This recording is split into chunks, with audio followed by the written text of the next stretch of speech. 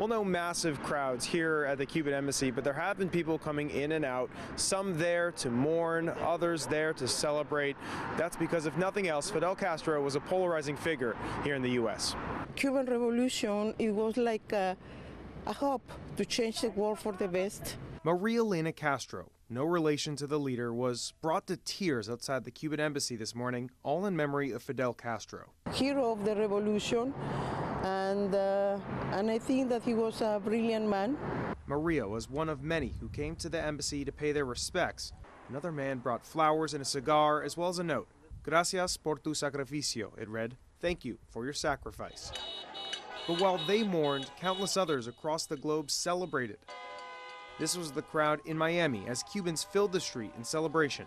They lost their property, their money. Back outside the embassy, Vito Roselli was there with his kids. The trio was relieved to see Fidel gone, saying their family suffered at the hands of the Castro regime. I was pretty happy, yeah. Like my dad said, for my grandmother, for my family who all came over here, who suffered. ¡Viva la revolución! As for Castro supporter Jose Pertiera, he says no matter your opinion, it's undeniable that his impact was far-reaching. Fidel's a giant. He's a giant of the 20th century.